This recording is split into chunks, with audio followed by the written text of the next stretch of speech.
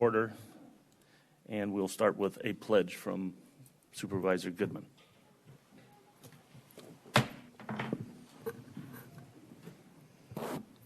Please join me in pledge. I pledge allegiance to the flag of the United States of America and to the republic for which it stands, one nation, under God, indivisible, with liberty and justice for all.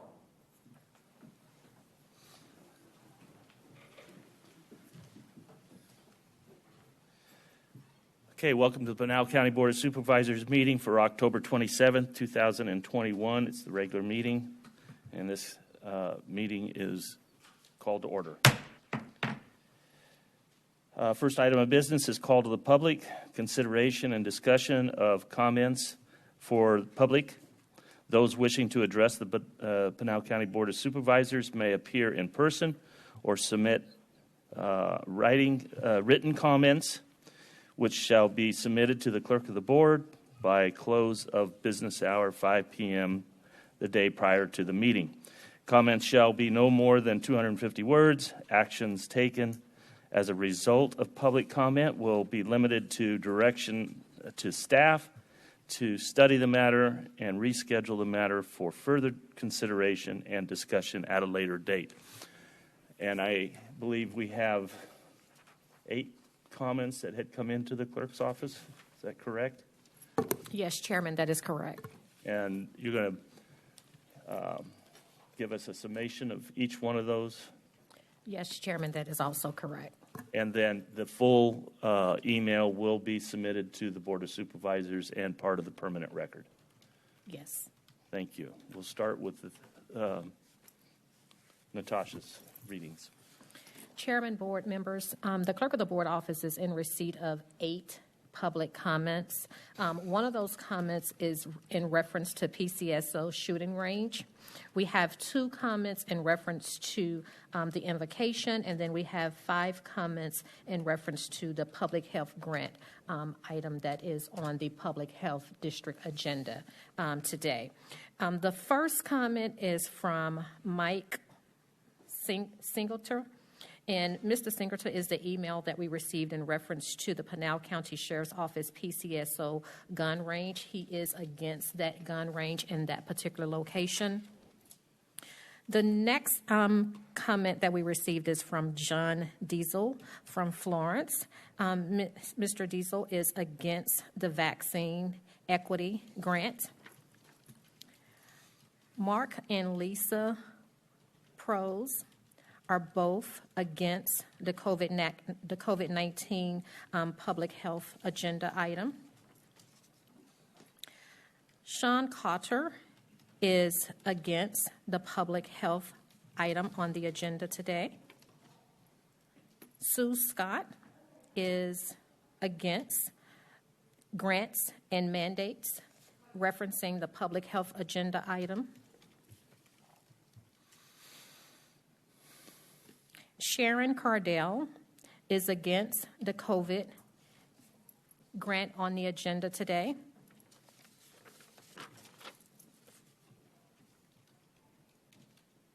Ralph Achu is against invocation during board meetings. Debbie Brumey is against practice of public prayer during board meetings. That is the public comments that was received in the clerk of the board office, and we will be handing out the actual full copy to the board. Okay. We have a full agenda today. How many people in the audience, just by show of hands, are going to participate in the call to the public? Okay. You have 3 minutes, but I also am going to put no more than 30 minutes, and Natasha will keep that track going. So, who wants to start? In the back there. Your name, general location where you live, and not more than 3 minutes. Thank you. My name is Brett Marchant. I live in Santan Valley. Just a couple months ago, I was informed by a property owner that lives south of Arizona Farms Road and west of Highway 79, and he told me that surveyors were staking out a proposed road to a parcel of land that Pinal County owns, a 10-acre parcel of land. It's parcel number 200-32-002 out in the desert over here. And after researching, we were told the Pinal County Supervisors had approved the funding last January for a shooting range. So I then contacted the property owners that surround the parcel, and none of them were ever notified of this shooting range. After talking to the Pinal staff, I was told that no one showed up to object, and because no one was notified of it. All the property owners around that area are totally committed to Pinal County Sheriff's Department that we've talked to, and we think it's a need that needs to happen, but the choice of the place, it's surrounded by property owners.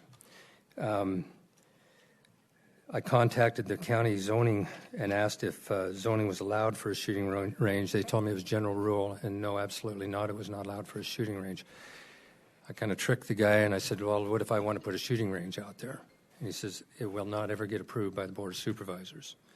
He's first off, you've got to go through all the submittals, you got to all the rules. And I said, well, what do I got to do? And he said, well, you have to follow the rules. You've got to notify, you have to, and then he directed me to the website for the county, which I pulled it up, and from what I can see, nothing on there was followed. There has to be a neighborhood meeting, a public meeting, and the signage, and nothing else. So everybody was kind of caught blindsided. And again, everybody still very much supports the shooting range somewhere.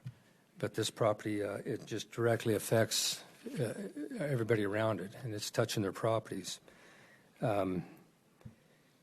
Anyway, the only thing I can think, I mean, the property owners are furious about it, and I'm representing them.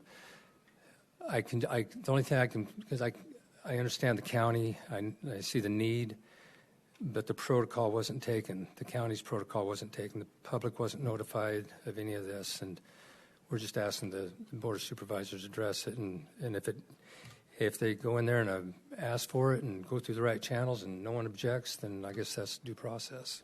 But I don't see where that's been done.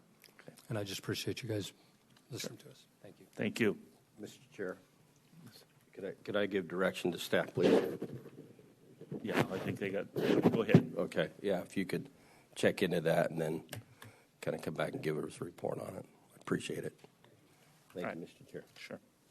Who wants to be next?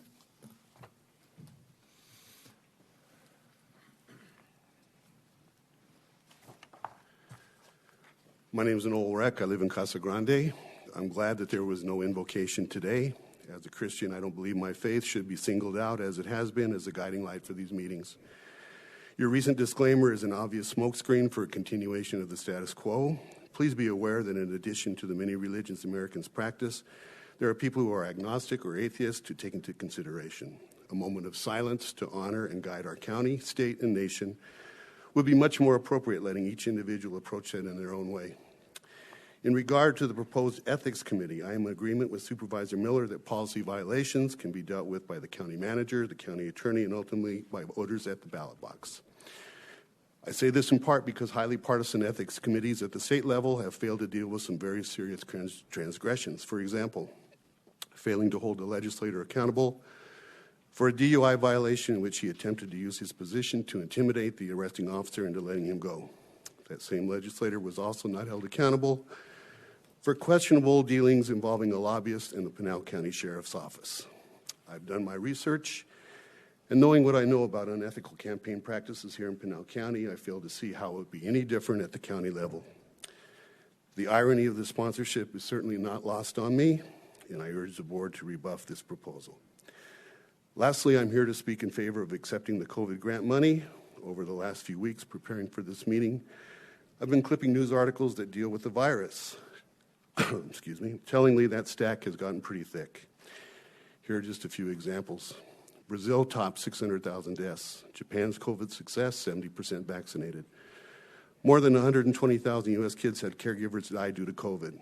How COVID has increased the Arizona opioid crisis, With the rise of variants, herd immunity unlikely, Arizona hospitals struggling with high demand, COVID financial fallout lingers, healthcare workers, once heroes, now being attacked, the COVID pandemic is repainting the thin blue line black, homeless sway each other to get vaccines, and Pfizer is approved for kids 5 to 11.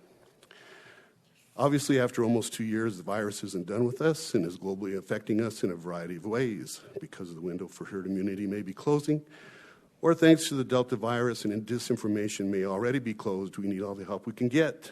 The grant would certainly be just that, with its stationary mobile units and educational outreach through new and existing outlets. Successful medical intervention and educational programs in any targeted community can and will spread to every community. It's time to quit parsing the definition of the term equity and get beyond the simplistic thinking that focuses only on self.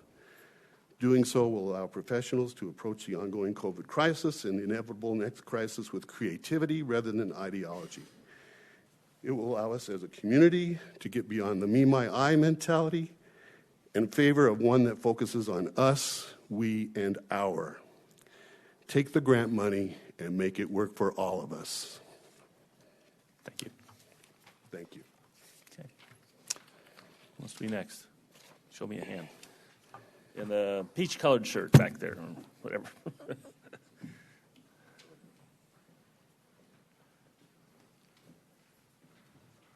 Good morning. Good morning. Your name and Paul. at least the general location. Paul Dunlap, and I live in Florence. Okay. My wife and I own a parcel out here where the proposed shooting range is, and we're less than a mile. It's pretty much in our backyard. My wife and I plan on, we're in the process now of getting building permits and stuff. We're going to build a house out there and kind of live off grid, and we're in the process of that right now. I totally 100% support the Sheriff's Department and law enforcement. I see a need for, a shooting range. I'd like, our law enforcement to be trained properly, with, you don't want them out running around not knowing how to shoot guns, right? You need a shooting range. So, but not in my backyard. It's less than a mile, so I'm here to object with Brett and their homeowners in the area, or, property owners. I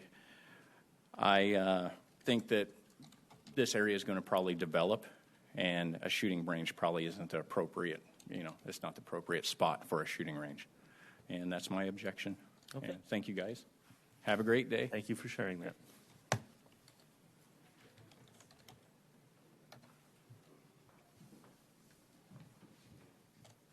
Good morning. My name is Charlie Zoom. I live in Santan Valley, and I'm here, Chairman of the board. Thank you for having the opportunity to let me speak. Again, my name is Charlie Zoom. I'm a father, a husband, a local service and product provider, and I'm also a Satanist, Hal Satan. I come before you today regarding the issue of invocations at the start of the board meeting. What you did this morning was great. Did the words Hal Satan make anybody here feel uncomfortable? Well, if they did, then you can put yourself into my shoes and the others every time we hear a Christian prayer to Jesus in this room. This is how we feel when the board members we elect into this office pray to their chosen deity. It's divisive, unfair, unconstitutional, and does nothing to bring this county or its communities together. It just divides us further. The notice that you posted at the end of today's agenda is a prime example of exclusivity. Its flaw, it only includes religious organizations, leaving people of no faith out completely. It is the duty of this board to provide fair and equal representation for all of its constituents, not just the Christian ones. By holding Christian-specific prayers without the inclusion of all other religions and non-religion, I feel this board is in violation of its constitutional duties as it swore to uphold. It is your job to follow the Constitution and allow all religions and non-religions to give an invocation before a board meeting, or the more logical and constitutional decision, nothing at all, as you did this morning. America is a constitutional republic. We're not a theocracy. This room is not a pulpit or a church. This board is not a private business. This space is a public space paid for and supported by we, the people of Pinal County, of which I am included. This is not a space for Christian privilege. It is a space for all of us, not just of those that hold your personal religious beliefs. I care about my community and the people within it, including those of you on this board. And this is why I'm speaking to you today. You all work very hard, long hours. and I understand that, and I thank you for that. So let's be logical and reasonable. Instead of the possibility of paying for legal counsel, which could cost upwards of $200,000 as the city of Scottsdale had to do, I am requesting this board remove public prayer from its meetings altogether, as the city of Phoenix has done. Or, as the prior gentleman stated, replace the invocation with an inclusive moment of silence, at which time people can choose to say a prayer to themselves if they so choose. Let's do whatever we can to bring this community together, instead of helping to divide it. Let us use this county's finances and time for more important things, such as our water crisis, our roads, libraries, police officers, firefighters, and the matters at hand that this board is responsible for. Let's not spend time and money on legal services simply because of the pride of one or all of this council's members, which may outweigh their constitutional duties to the public. Let's be inclusive instead of divisive. And finally, if this board chooses to keep invocations at its meetings, this is my verbal request to be included as a Satanist and the member of the Satanic Temple, which is a U.S. government-recognized religious assembly organization registered in the state of Arizona. Thank you. Thank you. Did you guys need the slip? Just leave it in the basket. Oh, the basket. Yeah, perfect. Thank Thank you.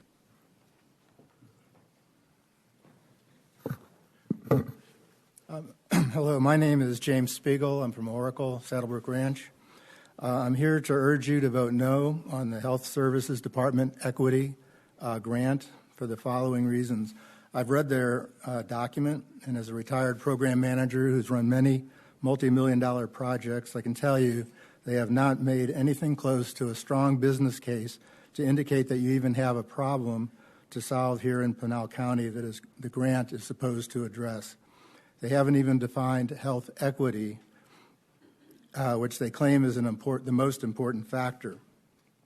They have, however, tried to make their case for a political narrative-defined problem through implication based on a broad brush CDC construct like the Social Vulnerability Index. They give no meaningful numbers to indicate where the real threat is to Pinal County, such as the trends of actual COVID cases, hospitalizations, deaths, and recoveries, especially for the most vulnerable, which should be independent of any socioeconomic recoveries. Factors. So where is the proof that the grant is needed? And then, although you may think that you remain in control by accepting the grant, you are ceding a measure of your control and a piece of Pinal County's sovereignty to a contractor and to the federal government. You do this by accepting the premises and aligning with the CDC and this so-called administration who are pushing a political agenda in the name of in the name of public health. With that agenda, they are blatantly assaulting our individual rights and freedoms. They are actively trying to mandate vaccines at the federal level, and they want to dictate who can travel, who can work, and who can even get health care in order to get people's compliance. And I find that pretty ironic. Nothing in the Constitution of the United States of America that you were sworn to protect justifies this kind of tyranny under any circumstance. If you think you really have a problem related to COVID or any issue, you must provide a process to rigorously define and justify it, and then to find a way to solve it without giving up personal freedoms and county sovereignty.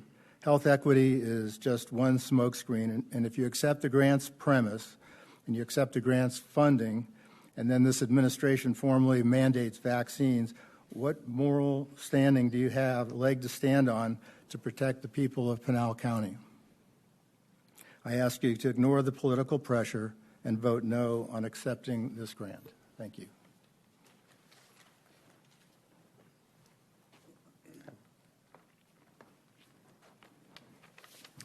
My name is Carol Lee Bailey, and I'm also from Saddlebrook Ranch. And I'm here to address I guess it's called the public health issue, the COVID equity coordinator specifically. I want to talk this morning specifically to Jeff McClure because I understand he is the one that asked for this to be reconsidered by the board. And I frankly want to ask Jeff why you, as a Republican, could possibly want to bring this kind of grant back to the public. Many things in nature look great on the surface, but this COVID grant tucked away in this public health bill is very deceptive. On the surface, it's great. Who wouldn't want to help the poor, the needy, the people who want to have a vaccine, but they aren't able to get one? Who wouldn't want to help them? All Republicans would want to help them. But this equity coordinator job goes way beneath that in its outreach. First, the name itself, equity coordinator. Doesn't our Constitution say that we are all born equal? So why do we need an equity coordinator when supposedly we all have the same rights and abilities as every other individual? Look at the statistics the government provided to back their proposal. I, for one, glanced at them, but I didn't look into them. I didn't verify them. I didn't have time to go and get my own statistics. Did you, Mr. McClure, have time to do that? I question the mission of this equity coordinator. They're mobile, I understand, and they go to the people. Well, what do they do when they get there? Do they give the shot? I understand that they don't. So this does not make sense to me. What if the person that they contact doesn't want the shot? What do they do to that person? Do they sit down and coerce them and lay a pile of garbage on them about why they need it? Or do they just take their name quietly and turn it into the government so the government knows who is out there that resists what they want done? There are many other ways to help the disadvantaged, and by bringing all this to their doorstep and somewhat coercing them into doing something that the government wants them to do is not the way to do it. These people are not stupid. They're individuals. They know about COVID. They know that the government wants them to get a shot. Perhaps they don't want the shot. And if it's transportation, surely these people must know someone that has a car, a brother, a sister, a mother, someone. Time is up. Okay. Anyway, I object to the equity coordinator because of various readings of this bill, and most of which is the encroachment of the government into the rights of the individual. Your time is up. Mr. McClure, the rules of engagement, because your name was mentioned, you are allowed to respond if you'd like. I've got no response at this time. Okay, thank you. Next. Okay. Oh, okay, come on. Come on. Good morning. My name is Colleen Carey. I am also, too, from Saddlebrook Ranch. This, too, is directed to Mr. McClure. I am concerned about the loss of our privacy that we will be accepting if you accept that $3.8 million bill. The contract tracing that will be put on our phones, the data collection that will be part of the grant. I just want to say now that I object to it. I went ahead and did some, I want you to all understand the definition of privacy. Privacy is the ability of an individual or a group to seclude themselves or information about themselves and thereby express themselves. When something is private to a person, and it usually means that something is inherently special or sensitive to them. The fundamentals of privacy. Privacy gives us the power to choose our thoughts, our own feelings, and who we share them with.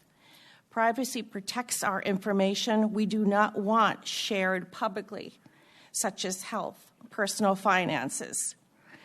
Privacy protects our physical safety. Privacy protects us as individuals, our businesses, against entities we depend on or that are more powerful than us. Do we want to hand that over to the government? Privacy is our freedom. We really need to remain free from this. My concern is, and I don't believe there's a person in this room that wants us to be handled like what is happening in Australia. They have to download an app. They have to report where they are. They get followed where they are. And if they are not where they're supposed to be, according to the app and the information, they come for them. Thank you for your time. Again, Mr. McClure. No response. Okay. Mr. McCain? Got about Make this sweet. 2 minutes. Good morning, Supervisor Miller and Board of Supervisors. My name is Barry McCain from Arizona City.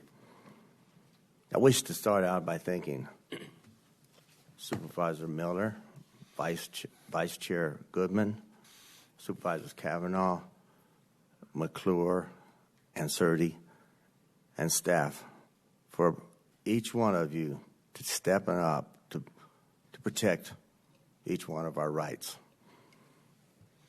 I say this for a reason because the last couple of weeks I had to repair a mobile home because a young man, an 18-year-old, decided to commit suicide. And everything that you do here protects us. And I thank you again. I don't read minds, but I read intent because it begins with the eyes. I know that this is a very emotional time now, but we need each other more than ever before in this COVID situation. And there's two things we cannot buy: peace of mind and freedom. We need each other, like I said, much more at this time because it's very difficult. I didn't know raising two biological children, it was scary. But each one of them claimed to be African-American students. But I personally have never had more joy in my life that I could even imagine from that. We know mandates need to be based on fact. We know that both empathy and diversity is the salvation of democracy. But on the USS Kitty Hawk off the coast of Vietnam with the race riot, I learned one thing, that some people don't believe in personal hygiene. And we can't do anything about that part, no more than I could bullets flying at me in Vietnam. But I will say for that, when our expectations are not based on reality, then we ourselves are setting ourselves up for frustration and peace. Do not let fear deny common sense and people's constitution. Thank you. Thank you. Okay. Anyone else? Okay, seeing none, we'll move on to item number 2 on the agenda. Chairman, we have one more comment. Oh, okay. I'm sorry. Well, Okay. on slow side. Okay. I just wanted to strongly say I'm against the COVID grant money. I think this is just another form of extreme government overreach. We need to stop big government. We need to have smaller government.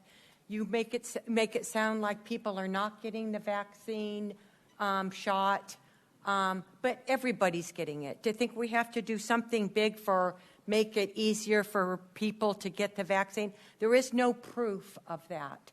Like even in the corridor where there's no proof of it there. Anyway, I just am firmly against it. Thank you. If we can get you to state your name for the record. Yes, I'm sorry. I'm sorry. My name's Marion Ewing, and I live in Oracle. Thank you. Okay. Okay. Moving along, item number 2, presentation of certificates of service to employees for 20 and 25 years. Mr. Liu. Thank you, Mr. Chairman. This morning, we're privileged to be able to honor 5 of our long-serving employees. 2, I think, are not present, and I'd like to honor them first. Virginia Tapia with the Clerk of the Court. She is a deputy clerk, and she has been here for 20 years, since September of 2001. And I'm not sure if Joey Hogan is present today or not. Joey Hogan was hired in September of 2001 as well. As a matter of fact, the same day as Virginia. He's been here for 20 years serving as a deputy sheriff. Congratulations and thank you to both of them. And then we do have 3 employees who are present today. First one is John Salaya with Sheriff's Office, and he has been since 1996, 25 years as a detention officer. Would Joey or would John or his supervisor like to say a few words? Is John out there? Is he here?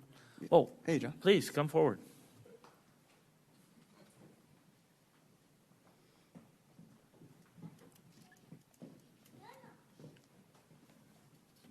Turn around and face the crowd. They want to see who you are. Did you have any more on his bio? John has been in as a detention officer 25 years. 25 years. Well, we have some stuff to say, Chairman. I knew there was more coming. I'm gonna let Chief Hedrick say something, but I've had the pleasure since the 5 years I've been sheriff of working with Rocky, and the amount of work he does for the sheriff's office and the attitude he brings to the workplace every day is a model for the rest of the county, and we can't tell him how much we appreciate him. He keeps threatening to leave, and we keep threatening to keep him forever. So that's where we're at on. I'm going to let Chief Hedrick say a few things, too. Thank you, Chairman, and to everybody present and who's watching. For John, or affectionately called Rocky Salaya, his ability to show this type of loyalty doesn't start when he parks his car in our facility parking lot. It starts at home. And he is so loving and so supportive to his family and is so loyal to them that it's very easy for him to show the same loyalty to the Pinal County Sheriff's Office family. And the way he treats inmates in my jail is exemplary.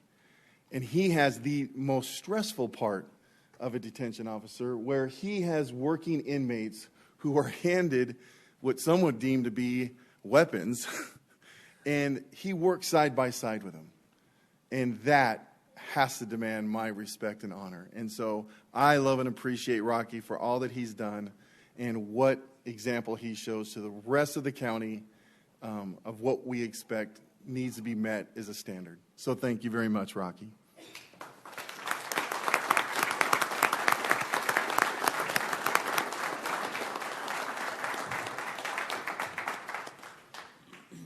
Thank you, Rocky. I say this a lot. We lead by example, and it appears that the example this gentleman produces is great.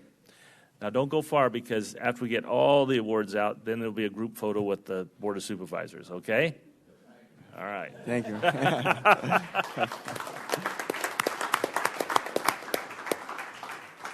Thank you, Sheriff and Chief Hedrick, for the good words. Next, we have Michael Faust from Juvenile Court Services. Started out in 2001 as a probation officer and was promoted in 2011 to a probation supervisor. Has been with the county for 20 years.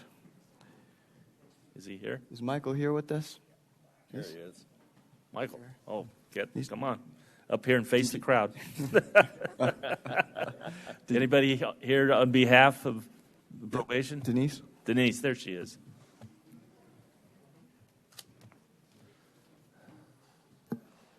Well, Mike's been with us actually longer than 20 years. I think he worked for us before, and he left and then returned and has been with us the 20 years. And he's very committed to working with the children.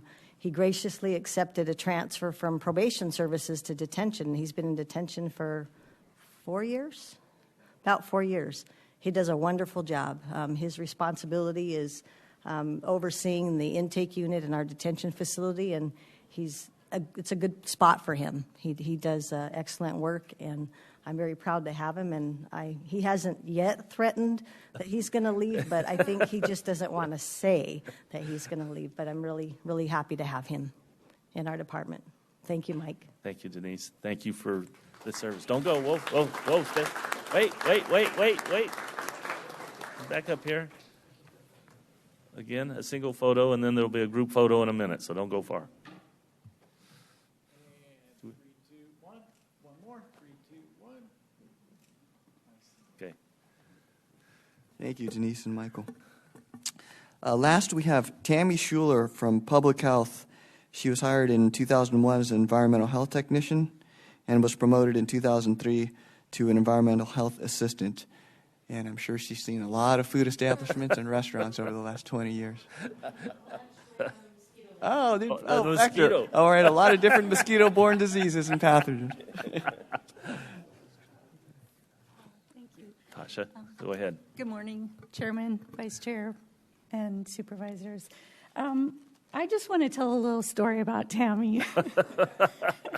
And we have lots of stories. She is one of our most dedicated, really superb professionals in environmental health, Division of Public Health. So before I accepted the public health position, I drove around with Tammy, who was helping in the ICC, the Incident Command Center. It was kind of like an undercover boss day. And so we drove around, and I learned extensively about the Vector Lab and Tammy's enthusiasm, her subject matter expertise, and her just genuine dedication to service was outstanding. And so on behalf of all of us, we have several people here also who came to support Tammy. We are just so privileged to have you as part of our team. So thank you. Thank you.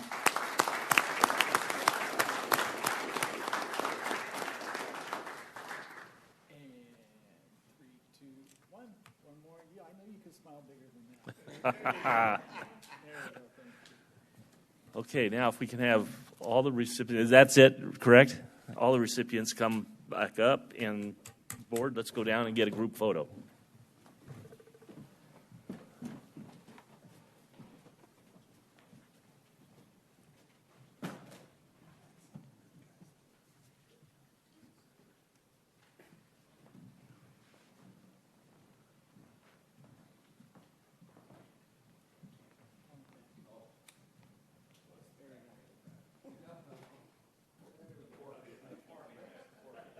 And 3, 2, 1. One more. 3, 2, 1. There we go. Very good. Thank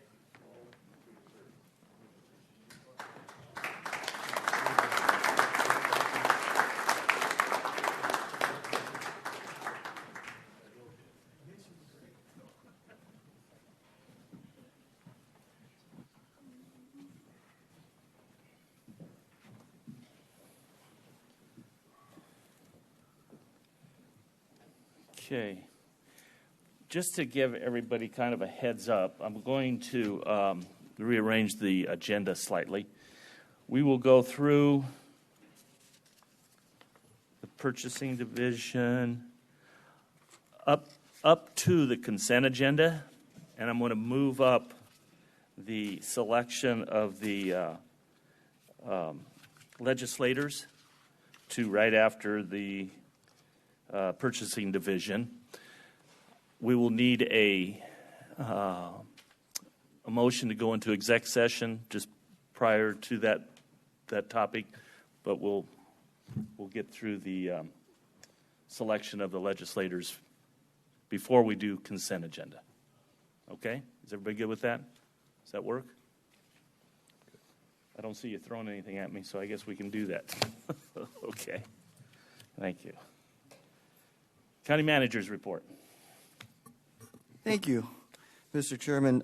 Last report, I got so enamored with the Lucid factory tour that we talked about, how cool it was and how cool the cars were. And I think I forgot to mention one thing that I think is important. It's going to bridge into a couple of announcements as well. But Supervisor Goodman was there. Chris Keller, Kent Volkmer was there. And when the gentleman who runs the operations at the plant talked about it, he said, people ask him why Casa Grande, Arizona, why that location? And he said, of course, you got the land, you got the I-8, you got the 10, you got the infrastructure, but the difference maker that he noted was that the local government facilitated and worked with them and earned their confidence, earned their trust, and that we came through. So for the city of Casa Grande and for the county and for all of the staff, just a kudos to them. Thank you to Chris Keller and his staff. Thank you to Air Quality, to Community Development, Public Works, because economic development, as you know, is the ultimate team sport. And we have been continuing to work on large projects that are exciting, that are coming to the county's way. But I wanted to make sure to acknowledge that and thank everybody involved. That being said, we do, tomorrow night, the Arizona Association of Economic Development is going to be honoring our previous economic director, Tim Knavel, who unfortunately passed earlier this year. And they're going to be giving him a Lifetime Achievement Award.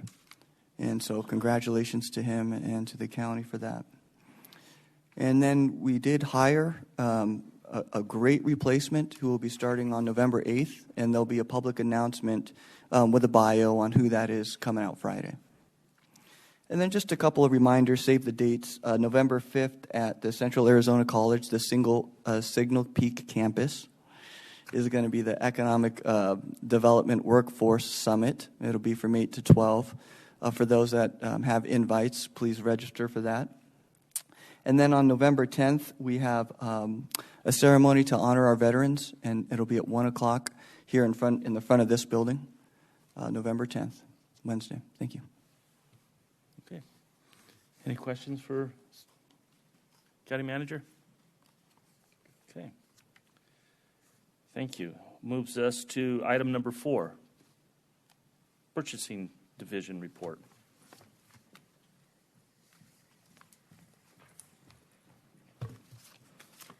Good morning, Mr. Chairman and fellow supervisors. My name is Randy Stinson, and I'll be delivering your purchasing report for October 27, 2021. First up today, the board is requested to approve the following contract awards. Number 1, RFP 203026. We recommend contracts be awarded to the following suppliers for Public Defense Services Office Attorney Services. Morgan P. Alexander of the Alexander Law Offices, PLC. Brian Bowen of Zachary Law Group. Michael J. Bresnahan of Michael J. Bresnahan, PC. Troy Landry of Landry Law Office, PC. David F. Mangan, Attorney. Matthew A. Ritter of Ritter Law Group, LLC. Timothy D. Rogers of Rogers Legal Group, PLC. Mark Talon of Law Office of Mark Talon. Catherine A. Winkley of Winkley Law Firm. The contract term will have a start date of October 27, 2021 through June 30th, 2022, with 4 optional 1-year extensions. This contract is used by the Public Defense Services Office. Next, the board is requested to approve the following contract amendments. RFP 170623. We recommend approval of Amendment 5 to exercise the optional extension period from November 6, 2021 through November 5, 2022 with Arizona Capital Connections for state lobbyist services. Annual spend is anticipated to be approximately $54,000. This contract is used by the Board of Supervisors. Number 2, RFP 201726. We recommend approval of Amendment 1 to exercise changes to the scope of work for printing and mailing of election material. This contract is used by Elections and Recorders Departments. Number 3, RFP 204126. We recommend approval of amendments with the following suppliers to update Contract Exhibit A, Scope of Work, and Contract Exhibit B, Maximum Allowable Rate Schedule, to comply with changes of Arizona Revised Statute, ARS 28-3511 for towing services. The suppliers are A Secure Towing, LLC, Apache Sands Towing, Catalina Towing and Recovery, DNS Thompson Towing Services, LLC, Elite Towing, LLC, Knight Towing, LLC, Phoenix Metro Towing, Santan Valley Towing, Stay Up Towing, LLC, Star Towing Services, LLC, Absolute Towing and Recovery, Inc., Axle Towing and Impound, LLC, CL King Towing, LLC, Eddie's Towing, Inc., Hughes Towing, K&R Towing and Management, Inc., Mammoth Towing and Service, LLC, Secured Right Towing, LLC, Southwest 24-Hour Towing, LLC. This contract is used by the Sheriff's Office. Next, we are requesting the board to approve the following cooperative purchases over $250,000. Requisition number 162879, amount $180,000 Wex Bank, and this is for light-duty vehicle fuel. This is used by the Fleet Department. 162881 for $180,000 Wex Bank light-duty vehicle fuel, also for fleet. Requisition number 162906 for $800,000 Wex Bank for fuel. This is for PCSO. Requisition number 162978 for $830,215 for Danson Construction LLC. This is for BOS1 renovation project. This is used by facilities. Next, the board is hereby notified of the following cooperative purchases made between $100,000 and $250,000. PO number 246177 in the amount of $148,508.22 for Empire Machinery. This is for a Caterpillar CP56B vibratory compactor. This is used by the Public Works Department. And this concludes your purchasing division report for October 27th. Okay, thank you. Any questions? Board's pleasure. Mr. Chair, I'd like to make a motion that we approve the purchasing division report dated October 27th, 2021. I have a motion. Do I have a second? Second. I have a motion and a second. All in favor signify by saying aye. Aye. Opposed, say nay. Ayes have it. Thank you. So we're going to move to item 14, but prior to that, I'd like a motion to go into exec session. Mr. Chair, I'd like to make a motion that we go into executive session. I have a motion. Do I have a second? Second. I have a motion and a second. All in favor signify by saying aye. Aye. Aye. Opposed, say nay. Ayes have it. We'll return in a few minutes, I suppose. Maybe.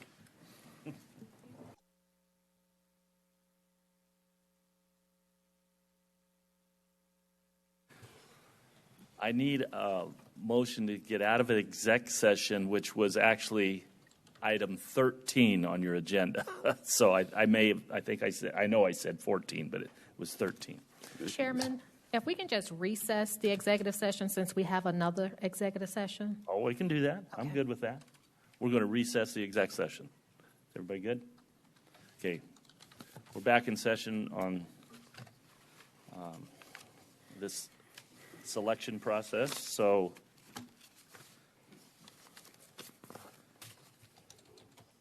we're going to do LD8 first.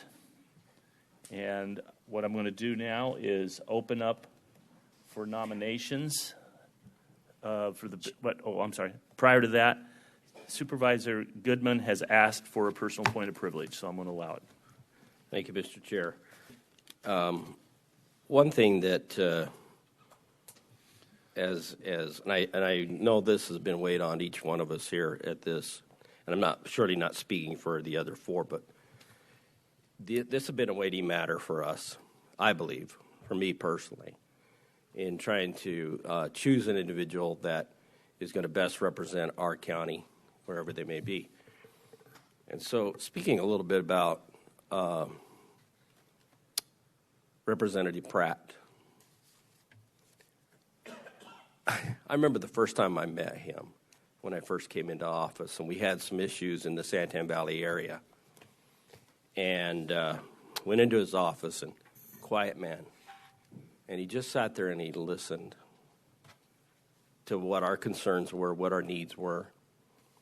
And I learned a lot over the years. Sometimes it made me frustrated because there was, almost seems like he was very docile and not a lot of emotion sometimes in what he was doing. But I've learned since that time, over the years, that that's not really the kind of man that he is.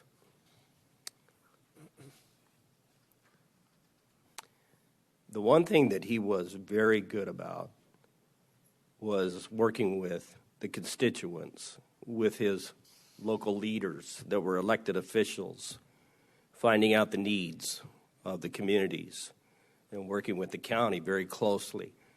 Multiple bills he took the lead on, helping us try to move things forward. One in particular was when we were facing the issues with Johnson Utilities. He was one that was taking the lead on where to go with that bill. Quiet individual, but highly respected. So I guess with what I'm asking is whatever the outcome is today of the two representatives that will be selected, that you follow that pattern of what Representative Pratt did, of working with the elected officials, not only here at the county, but on the municipality level. There are needs that each of us have to help better serve our communities that we serve in, that we're as elected officials, they've asked us to serve at the best of our abilities. We need the state's help a lot in reference to that. And so always reach out to us is what I'm pleading from you. Come to us. If there's a particular bill that is be presented and want to know, ask us, how is it going to affect us in our community and the people that we serve? We have some great liaisons at the state level from the representatives that are actually hired by us to work with you as legislators. And so that's what I'm asking and pleading, that you continue that process that Representative Pratt did and did so well. Thank you, Supervisor. Okay, very good. Thank you. So I'm going to open the floor for nominations. Point of order, Mr. Chairman. Chair. What did I do? Mr. Chairman, we were going to, forgive me, we're going to explain the process. That's right. I'm anxious. I'll just say it.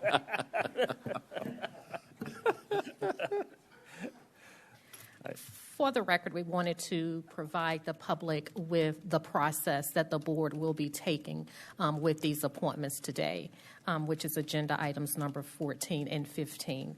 The process for these appointments today will be, first, the board will be taking a list of nominations. Following that list of nominations, the board will move that nomination forward by a vote. Following moving that nomination forward, the board will then actually take action on making that appointment to represent that particular district. Okay, so it's kind of a three-step process here for each of these positions. Okay, can I open the floor for nominations now? Okay, the floor is open for nominations. Mr. Chair, I'd like to nominate Neil Carter from the Santan Valley area for LD8.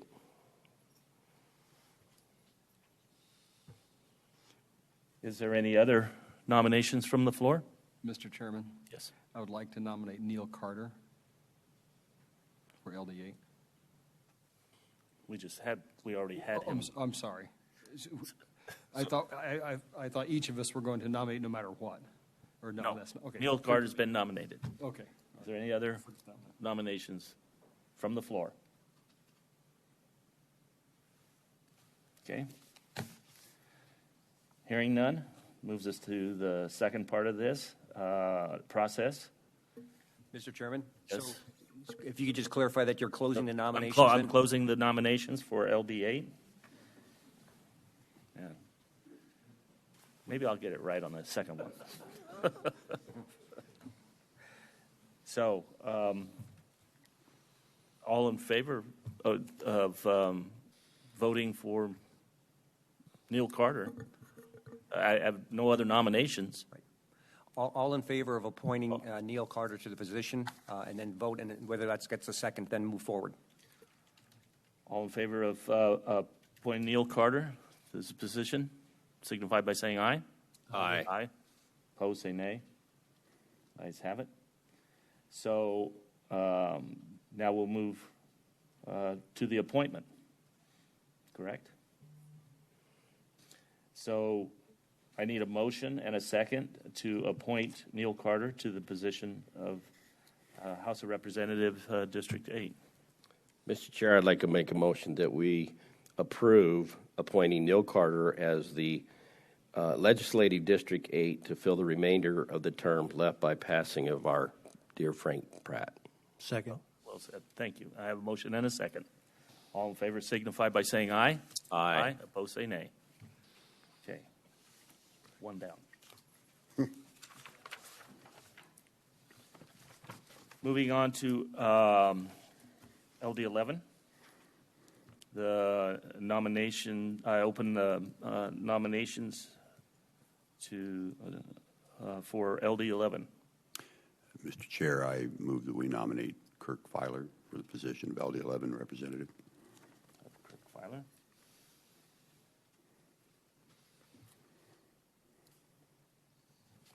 Is there any other nominations? Mr. Chairman, Yes. I nominate Teresa Martinez.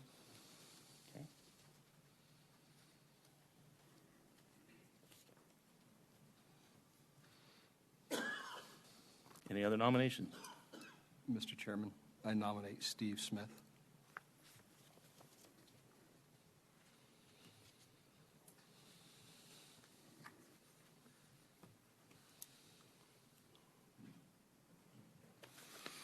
Okay, I close the nominations. So, those in favor of Mr. Filer signify by saying aye. Aye. Those in favor of Teresa Martinez. Chairman, if we can do, since we have those in favor, can we do those opposed, and then we will move to the next nomination? Do them by opposed. Yes. Okay. Those opposed to Mr. Filer signify by saying aye. Aye. Aye. Those opposed to That, just that one. yes. Now you move on to the next candidate that was nominated, I am. and do the same process. Okay. So the next nomination was Teresa Martinez. Those in favor, and then Those those in- opposed. Those in favor of Teresa Martinez signify by saying aye. Aye. Aye. Those opposed say nay.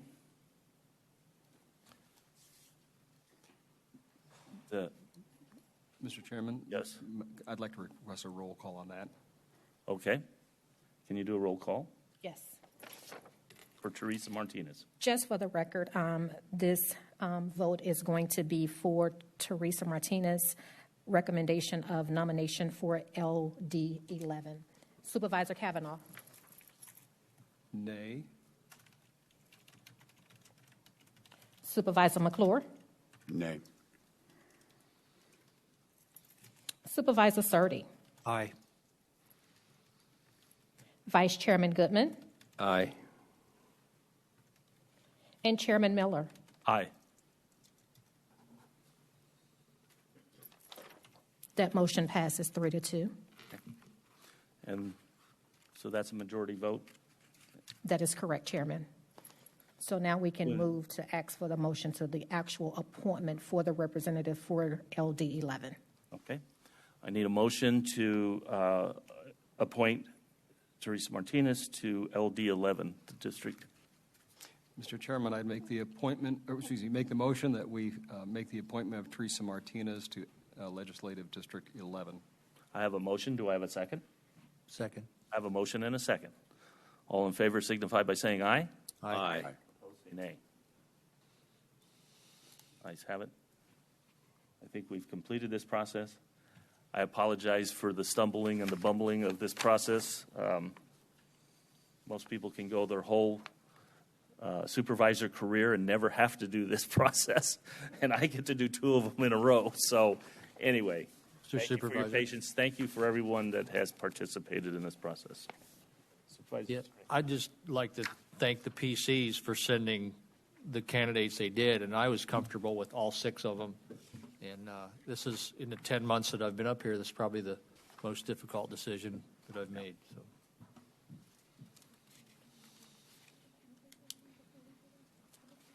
Okay. Okay. Natasha. All of them, or is the 2%? Okay.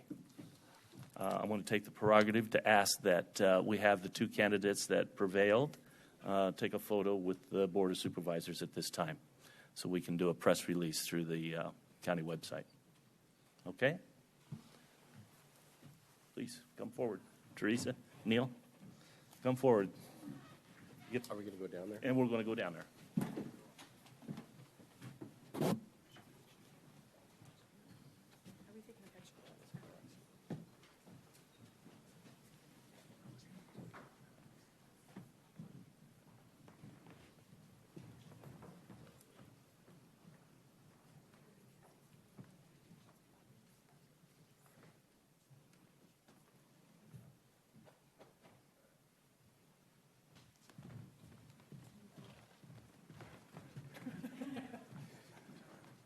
In the back, switch over a little bit. There you go. Come over, come over. There you go. That's good. Now that the chairman. And looking right here, there you go. 3, 2, one more. 3, 2.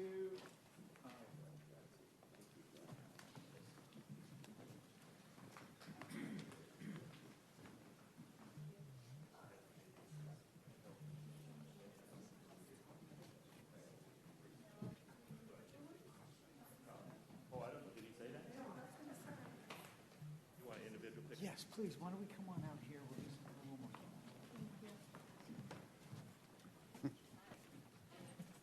Well, with the duck. Go feed the ducks.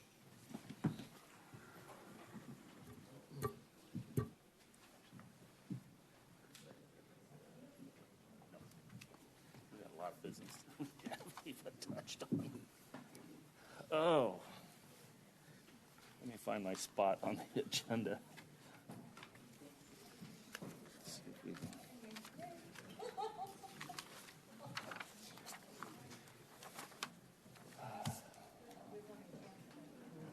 Give everybody a second.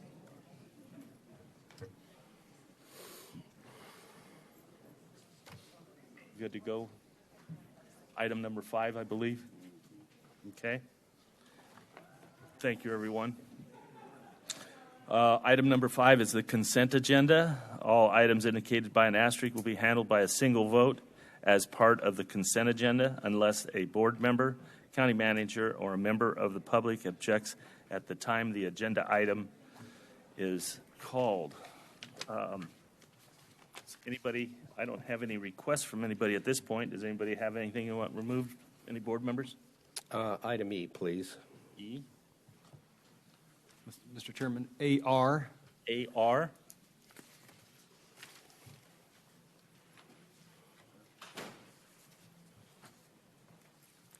Anybody down here? You guys good? County manager?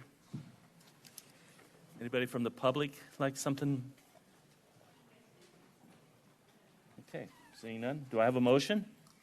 Mr. Chair, I'd like to make a motion that we approve consent items A through AW minus E and AR as presented. Okay. Do I have a second? Second. I have a motion and a second. All in favor signify by saying aye. Aye.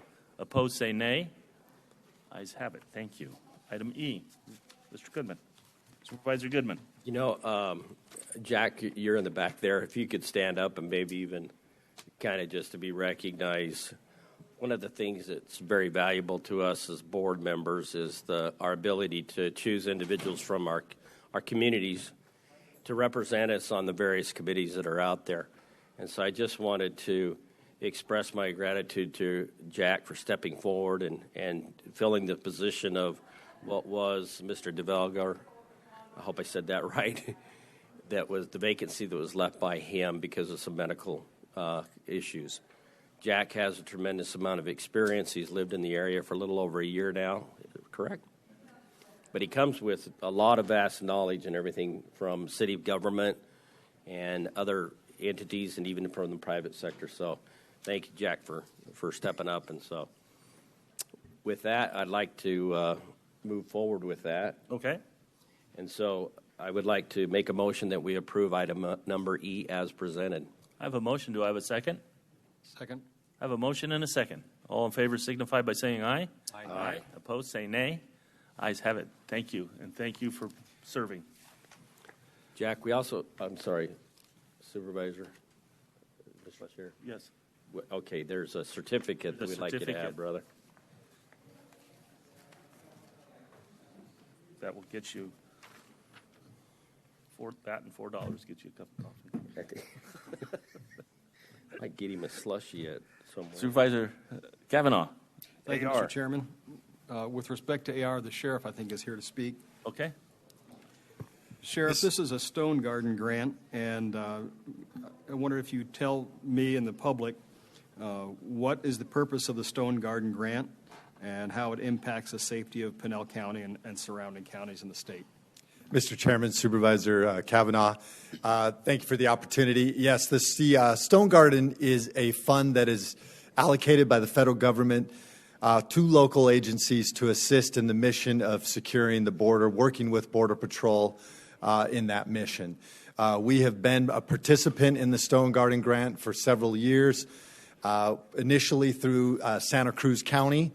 Now we are a direct funded county, just by the amount of work that we've been able to provide over the years with Border Patrol through the Stone Garden grant. A lot of these funds are used for fuel for the helicopters, overtime shifts, not just for the Pinal County Sheriff's Office, but it also includes Florence PD, Maricopa PD, Casa Grande PD. So it includes all the agencies within our county. It also includes a few agencies since Pima County has opted out of Stone Garden. This is we have now taken on a few cities, jurisdictions that are within Pima County as well. I believe Oro Valley and Marana also fall under our Stone Garden grant. Very valuable grant. It's no surprise that this is an ongoing crisis in this country. We had 197,000 apprehensions last month alone, which is half of what came in the entire year last year. We are seeing huge problems in our communities and across this country with the amount of drugs and fentanyl coming in. So this grant is to continue helping Border Patrol in fighting against human trafficking and drug trafficking, which should be an important issue regardless of party. That should be something that every one of us should care about, and that is what we fight against every day. This grant would extend that until March of 2023, I believe. March of 2022, March 31st, 2022. So that is what you would be approving today, is the extension of that. And I hope that was a good explanation, Supervisor Kavanaugh. And you're fully staffed now? You have the people to handle the overtime hours? Mr. Chairman, Supervisor Kavanaugh, we're getting closer. We have, thank you to you. We're going to also address another issue here shortcoming. But we are going to, because of the efforts we're making to increase the pay, to make it more attractive to come here, we believe that we will close that gap very shortly, which would give us the staffing. It is actually off-duty through Stone Garden, so it doesn't affect staffing levels, doesn't affect our budget in a negative manner. It only increases it, but it has to be approved. Very good. Thank you, Sheriff. Thank you. Any other questions? Seeing or hearing none, do I have a motion? Mr. Chairman, I would move that we approve item AR as presented. I have a motion. Do I have a second? Second. I have a motion and a second. All in favor signify by saying aye. Aye. Aye. Opposed, say nay. Ayes have it. Thank you. Okay, let's recess the Board of Supervisors meeting, and we're going to open up the flood control. Let me get the flood control file out.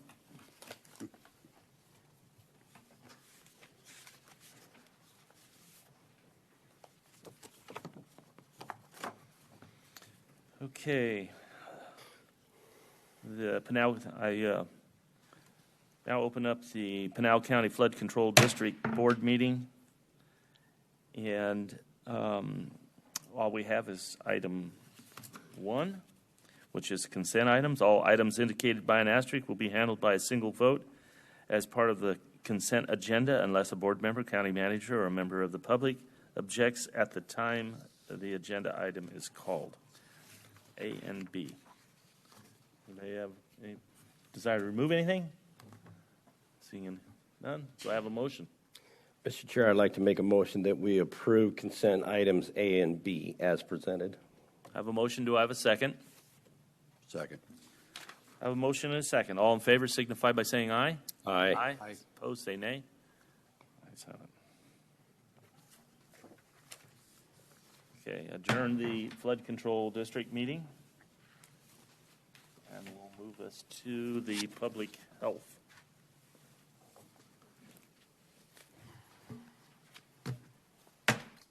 I'm opening the Pinal County Public Health Services District Board meeting. And we have, I believe, 3 items. Yes. We have 3 items. We do have a consent agenda. So all items indicated by number 1, the first item is all items indicated by an asterisk will be handled by a single vote as part of the consent agenda unless a board member or the county manager or a member of the public objects at the time. A and B. Does anybody want anything pulled from the consent agenda? Seeing and hearing none. Do I have a motion? Mr. Chair, I'd like to make a motion that we approve items number A and B as presented. I have a motion. Do I have a second? Second. I have a motion and a second. All in favor signify by saying aye. Aye. Aye. Opposed, say nay. Ayes have it. Brings us to item number 2, a discussion of the agreement between Arizona Department of Health Services and Pinal County. And I believe Leo and Tasha are going to deliver this one. Chairman, Yeah? Kent Volkmer is going to present on this particular item. Okay. County Attorney. Oh, I see down here. Item 3, I see now. apologize. It's down the very bottom. I'm sorry, Ken. No, that's my fault, Chair. Kent Volkmer, County Attorney. I am presenting on behalf of Public Health. We do have Dr. Spears. We also have Corey Redden, both here for very specific questions. But I'm going to attempt to answer all the questions I can, and they're going to correct me if I am mistaken in any way. Chair, obviously, this is your meeting. What I would propose is that I give a very short couple-minute sort of overview where we're at, and then engage in essentially a discussion where the board can ask various questions and we'll respond to those questions. I think that's probably the best way to facilitate dialogue on this. That sounds good to me. Thank you. So we're here we're calling this a grant, but it's not a grant in a typical sense, and I think we need to make that clear.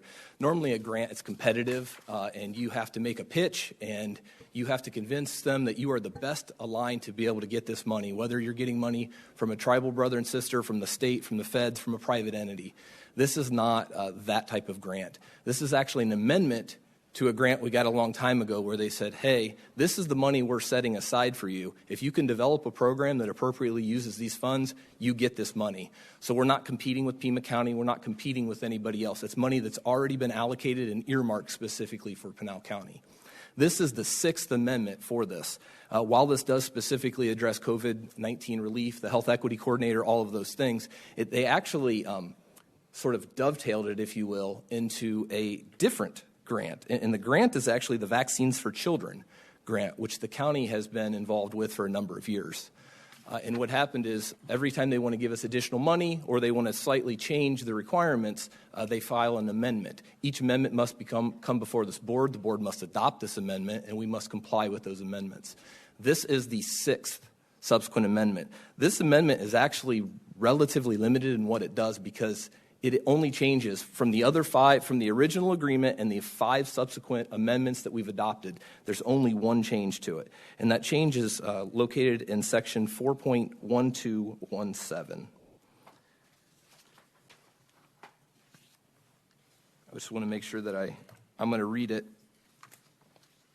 verbatim because that's frankly the easiest way.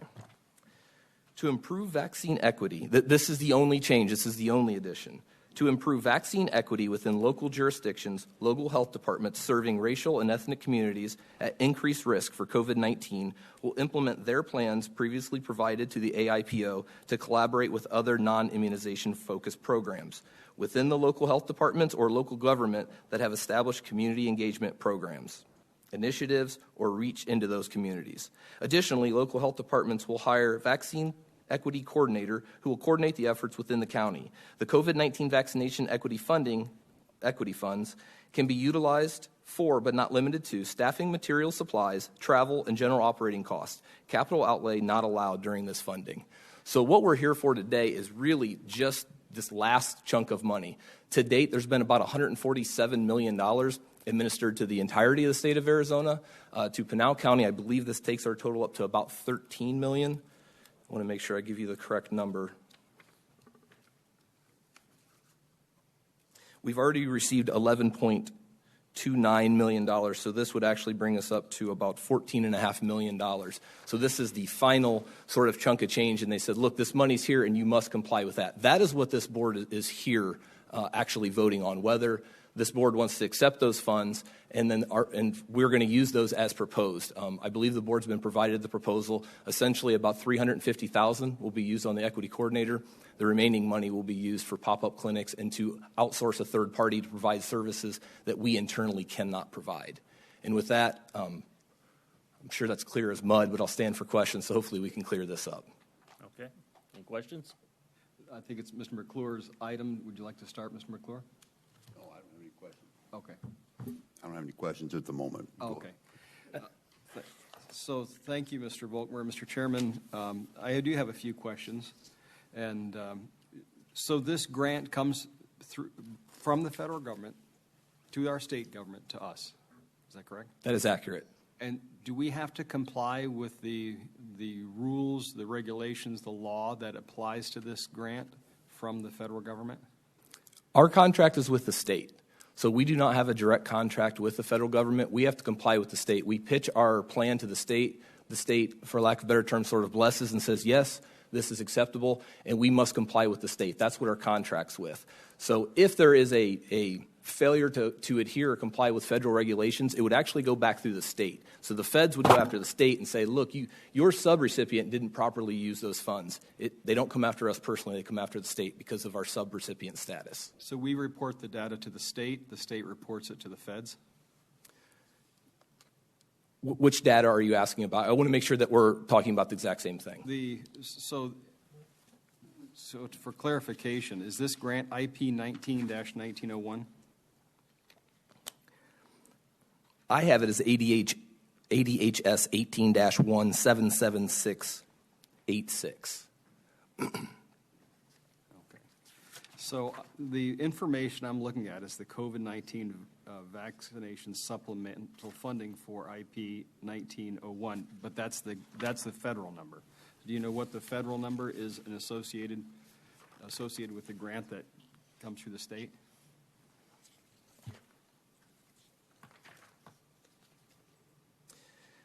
I can tell you that the federal award identification is actually 6, N as in Nancy, H as in H, 23, 1, P as in Paul, 922599-02-03. That is the actual federal award identification that is included in our contract with our state government. Okay. So the concern is, and I've heard a couple of people talk about, this being political. And I sent a email to Natasha, the Washington Times. Would you put that on the screen for me? So the Washington Times, said that President Biden is finding racial inequities everywhere. And I think everyone on this board and everyone in the community wants people to be vaccinated, who want to be vaccinated. But the concern is this grant and the information I have, I provided 275 pages to the board members, gets into mandates and mandated reporting and separating people by, quantifying people by color, by gender, by sexual orientation through executive order. The president nominates the head of the CDC. Is that your understanding? I believe that's correct. And so the head of the CDC is executing the president's agenda. Presumably. Right. So I would like to address something very quick. Supervisor, you are correct. I did find the federal award project description does have the numbers that you were referring to. So I have it as CDC-RFA-IP19-1901. Okay. So it is on a secondary document, not as, so I just want to make sure that we are looking at the same document. Okay. And so there's a paragraph, and Josh, did you provide a copy of that to the podium, the printout? I've got it here if you want. Would you just give it to Mr. Volkmer so that he has it? It's the same item that we provided to the supervisors. So on page 6, line 23, which is in the COVID-19 vaccination supplement funding, January 2021, states that the recipient is expected to provide the CDC copies or access to data collected, including, but not limited to, data related to COVID-19 testing. And the CDC will specify further guidance and directives on what is encompassed by this requirement. Is the Pinal County Health Department required to follow this CDC directive? So that CDC directive is not included with our language with the contract with the state. It is not included there. This, what you're looking at, is the contract that the state has with the federal government. The state gets that information a very different way. We don't report it in this way. The state gets that information because we are required under law to comply with the governor's executive directive. The executive order given by the governor requires us to provide a plethora of information. They already have that information. Whether or not we're in this grant or not makes no relevance. We don't report that information because of this grant. That information is reported for a completely separate way. So even if you say, I don't want this grant, that information is still getting to them via executive order. It was an executive order that was issued in October of last year, then it was renewed. Boy, I have it here. If you give me just a second, it was renewed. The first one, it's actually renewed on, looking for a signature, my apologies.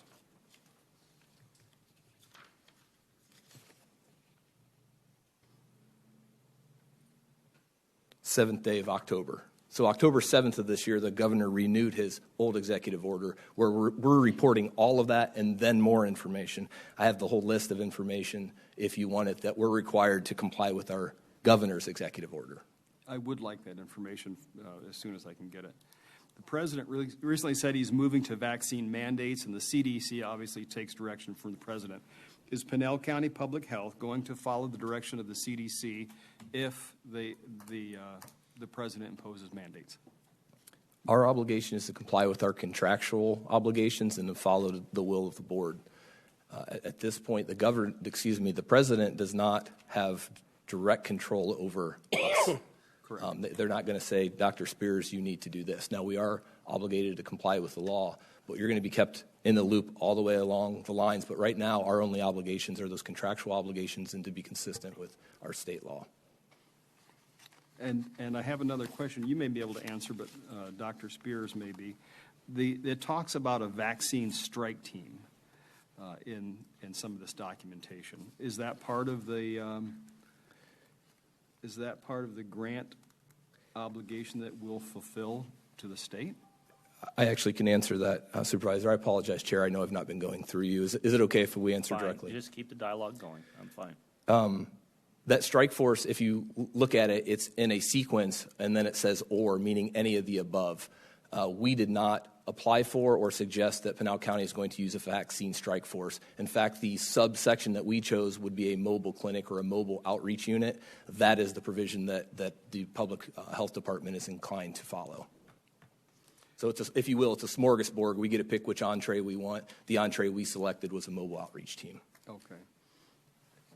Another section requires it says equitable distribution and administration of vaccines. Is there evidence that Pinal County has inequitably distributed vaccines? Inequitably distributed? No, I cannot say that. I can tell you that there is an inequity in those that have received the vaccination. Could you explain that? Yes. I'm going to have to talk to Natasha to get me a bigger desk up here. So as of yesterday, we have updated vaccine administration, how many vaccines have actually been placed in people's arms. I'm going to go through the four primary demographics that are listed, which would be white, non-Hispanic, Hispanic or Latino, American Indian, or African American. So vaccines have been administered to about 48.6% of Caucasians or white. According to the census data, whites or non-Hispanic whites or Caucasians make up about 56% of our population. Hispanic or Latino recipients, that's only about 15.7% of the total amount of vaccine administered, while Hispanic Latino population makes up 30.7% of our population, meaning proportionally they're about 50% lower than we would reasonably expect based on a demographic. If you go down to the Native American population, 3.5% of arms of Native Americans have been stuck with a needle. They make up about 6.6% of our population. So again, we would expect to see that number almost 50% higher.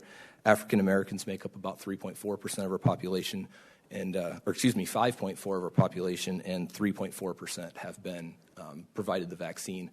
So again, they are disproportionately lower. What we see is the white non-Hispanics are actually much more in line with their rough proportion of population, whereas our minority status are much lower than what would be anticipated.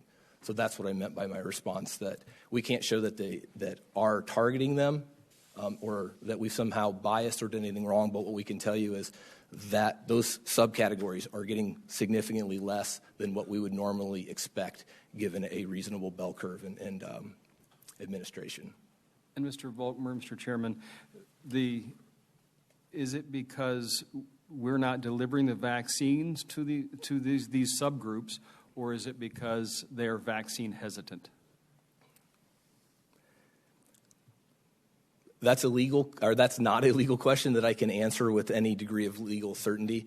I can tell you that it is apparent that the federal government believes that we're not reaching them adequately, and that's why they're saying we want you to target them. I cannot tell you with any degree of specificity the actual reason why they're not getting it. I can only tell you that they're not getting vaccinated at the same rate as we would expect or other subgroups are. I would also note that Asian Americans are actually getting vaccinated at a higher rate than we would have anticipated. Mr. Chairman, I'd like to weigh in on that as well. Okay, I'll allow it. You're okay with that? Yes, sir. Yeah. But yeah, you keep saying they're getting it. For all you know, it's their choice.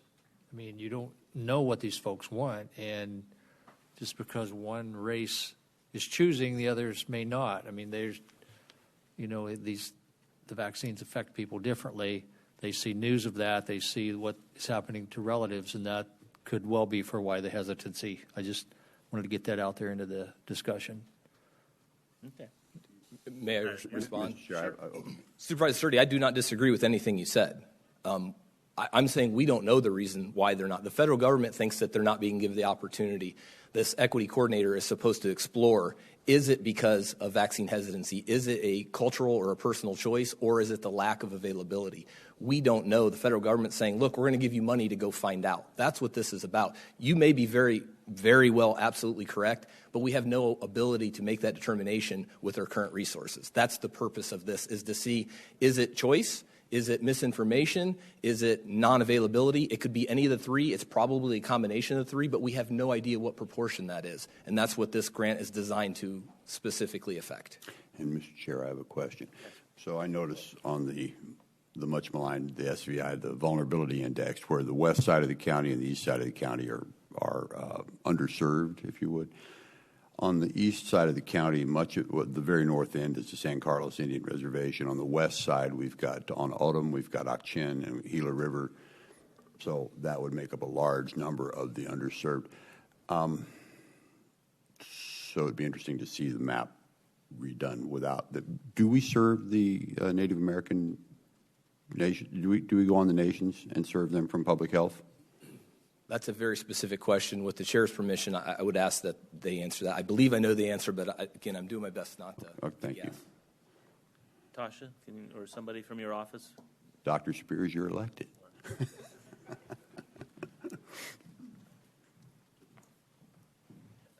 Chairman, Vice Chair, Supervisors. Thank you for the opportunity to respond. We certainly serve tribal nations and Indian communities per their request. However, they are sovereign nations, and some of the resources are entities within the tribal nations that have onboarded to provide their own vaccines. So, for example, in Ak-Chin, we have persons or organizations who have onboarded to offer vaccinations there. We do have requests at times to help them and to facilitate that, and we do work in partnership when requested. So, Corey, do you want to add to that? Chairman Miller, I'm Corey Redden, Biodefense Preparedness and Response Administrator. Also, in addition to what Dr. Spears stated, we at times do have any tribal member come into our clinic or come to when we've had our county pod open, so they can seek services through us with no problem. They may choose to go on sovereign nation to their own providers there, or they can go into our clinics and hospitals, same thing, etc. Thank you. One more question. So much comes down to the coordinator and information gathered. What's the standard practice for any vaccine information gathering? I mean, I don't care if it's MMR or flu or chicken pox. What is the standard practice for taking information, and where does that go? Thank you, Chairman, Supervisor McClure. So with regard to standard practice, I do want to preface the answer with there's always, before vaccines are administered, there is always informed consent. So I do want to stress that aspect first. And our emphasis in Pinal County and with Pinal County Public Health has always been on shared information and informed consent. So that's the first step of the process. And then certainly with administration of any vaccine, there is a registration process in which, the person's age is checked to ensure that the correct vaccine is being administered for the correct age range, and what vaccine is administered, what lot number, what site on the body, whether it's the deltoid or other sites. And so we comply with those, and certainly we comply with the executive order that requires that as well. But excuse me. But that's any vaccine is reported that way? Yes. Okay. So then the next question is, obviously you're getting name, address, blah, blah, blah. But so when that's reported back to the state, what information goes back? What aggregated information goes back to them? So with regard to the administration, whichever provider is administering enters that specific data through a secure portal into an information system called ACES with the state. With regard to what's reported by the Public Health Department, specifically for this work plan, with regard to the one we're talking about, it's aggregate data. And what I mean by that is it's simply how many mobile vaccine events were held, how many people attended those, in what area, what geographical area of the county was that specific event held in. I do also just want to comment briefly on, as someone referred to, the much maligned vaccine equity coordinator position. It is and has been the work plan that was set forward in the premise of this particular project to work very closely with our community partners.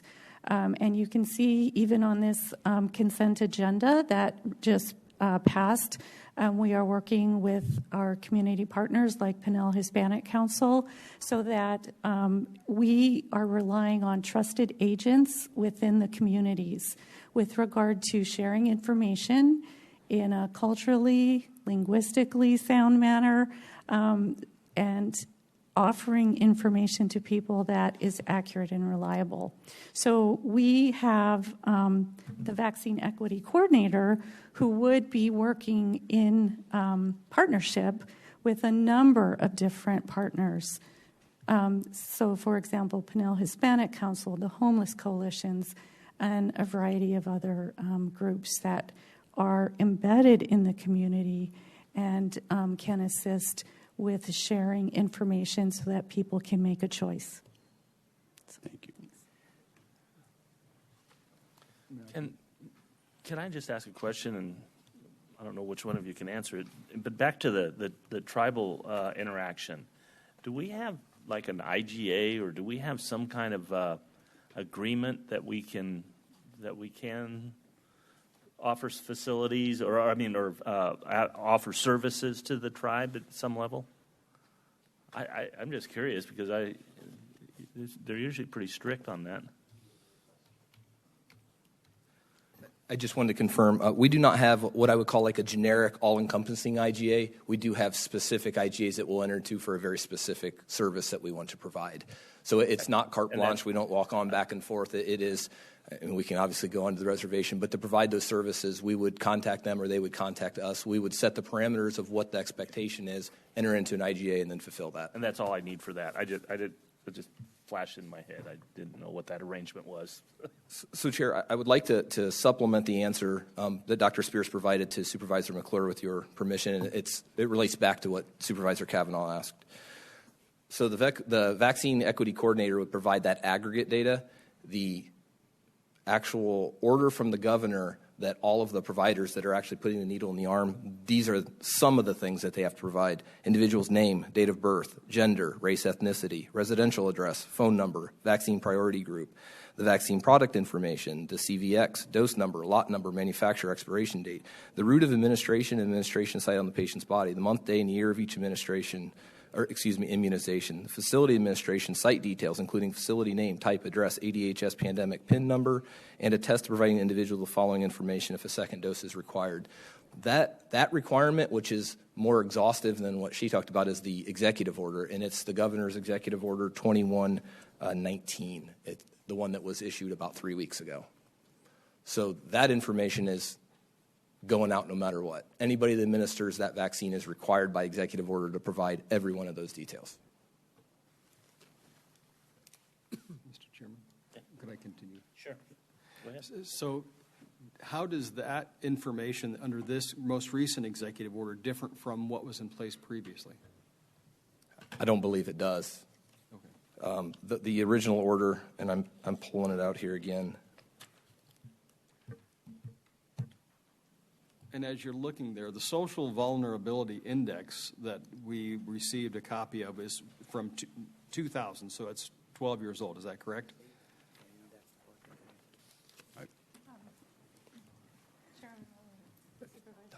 To the microphone, please. The actual social vulnerability index was actually from 2018 because the census data currently is being evaluated and will be incorporated into the SVI. Okay. And from what I could see on websites, there were anticipated dates of like the end of November, beginning of December of this year, where this would be updated. Okay, and among the people who've not been vaccinated, how many of those who have already had COVID, like myself or Sheriff Lamb? Is there a number on that?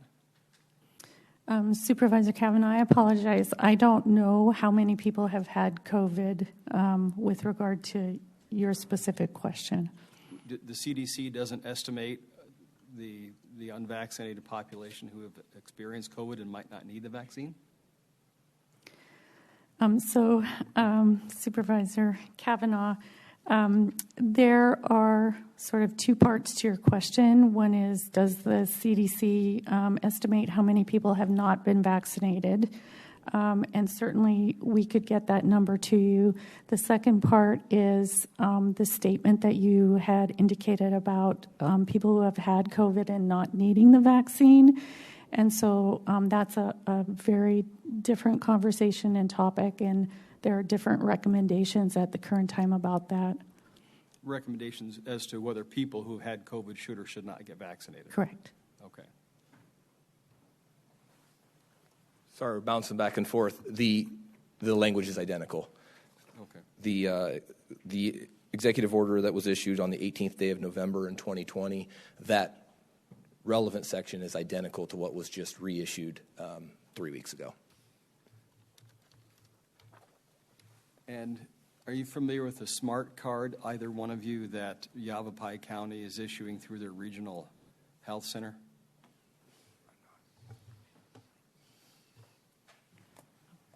Yes, Supervisor Kavanaugh. I have heard it described, and I have heard about it in the health director meetings. Okay. Is this what people commonly refer to as the vaccine passport?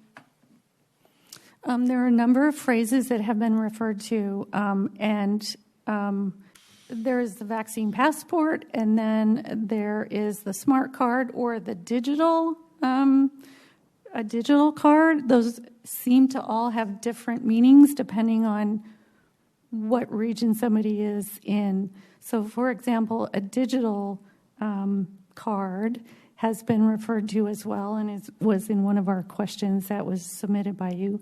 And that essentially refers to if somebody were attempting to get their vaccine, their personal vaccine record, because they needed it and they didn't have the paper copy, would they be able to access that digitally somehow, either on their phone from, for example, ADHS or a secure ACES portal, wherever that information is stored in various states and so forth. So depending on the terminology, it can refer to different things. Okay. And I have one final question, Mr. Chairman, and either or both of you can answer. Do you have any concern that the mandates, the guidance, the guidelines, the requirements from the federal government are going to impact individual liberties and freedoms and people losing their jobs because they're not getting vaccinated? On a global level, yes, I do. Does this particular item bother me? It does not, because we are able to terminate it with 30 days notice. At any time, if they bring additional, if they try and change the underlying terms, at any time we have the ability with no harm to say, look, we're not accepting this money anymore. We give them 30 days notice. We're required to return only the unused monies, not money that we've properly used or properly administered. So we have the protection because we can back out after 30 days. So does this particular item concern me? No. Overall, do I have concern? Absolutely. We've seen what I believe amounts to a lot of government overreach. If I'm speaking candidly with you and on TV in front of everybody, this isn't the hill that I would choose to die on. There are many more egregious ones. This one right here, the cat's already out of the bag. We've already accepted most of this money. There's no additional requirements. This is the health vaccine coordinator. If you don't like it, then we don't accept the money. That's perfectly fine. But this isn't the one we make the fight on because we've already seeded in other areas much more information. That's my assessment. Well, I appreciate the hill to die on comment because when we received the initial information, it was very brief. So as my staff began to conduct research and connect the dots between the grants, the state grants, and the local and the IGA, it appears to us that this very grant that we're accepting, except for your analysis today, does the very things that our communities are concerned about. We're not anti-vax. We are pro-vax if people want to get them. We're concerned about freedom and preserving freedom, and that's what the argument is about. So on that hill, I would die. Thank you, Mr. Chairman. Okay. Mr. Supervisor, Supervisor Goodman, go ahead. Mr. Chair.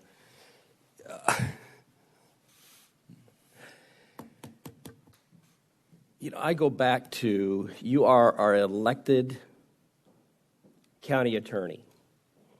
And so from a legal perspective, looking at the overall scenario, taking away some of the arguments and the concerns of the supervisor to my right, you're saying that this does not violate the civil rights of each individual? This provision, I'm confident in saying there is no legal violation of rights. Okay, thank you. Any other comments? I want to just say something in general on grants. I don't know, we probably receive over 200 grants a year, someplace over that, for all different departments and different things. And they all have very similar background or data that goes with them, regulations and how they're tied to the, to the federal registry and how they're tied to the state registry and how everybody's supposed to comply. I think what, and maybe for the reason that we had little information or what seemed to be a summary type of information when we first approached this, is because we talk about this during the budget process. We probably, I think that the budget process, we project what we're going to get in the way of grants. That's how we determine, so we don't have to raise taxes, so we can still provide the services that we're looking for. And particularly in our county where we are challenged for transportation and areas that are underserved with a lot of county services. So rather than trying to use our general fund money, we apply for these grants to be able to do that type of work. And we are only policy setters. I'm not going to come over here and tell you how to run the public health office because I don't know anything about it. But the policy of this board should be that we want you to provide the services to as many people as we can. So, if our policy is not to take grants that have strings attached to it, we need to address that in May, so we can take and not include that in our process. If that's where we're gonna go down that road, and then we'll either raise taxes or not provide the service. I don't know which it is, but that is, we kind of agree to take on most of these grants early on in the budget process. So maybe we don't have as much information when all of a sudden it comes before us and we want to activate that grant. So there must be a lot more needs to be learned or explained about how these grants work in all the departments, not just public health. But that's really, it's a policy decision. It's simply a policy decision, which is what our job is to establish policy and set the tax rate. After that, we give that to Mr. Liu and tell him these are the policies we want enforced and these are the policies we want done, get it done. So I don't want to get down in the weeds of all of this stuff because I'm just not trained to do that. So that's my thoughts.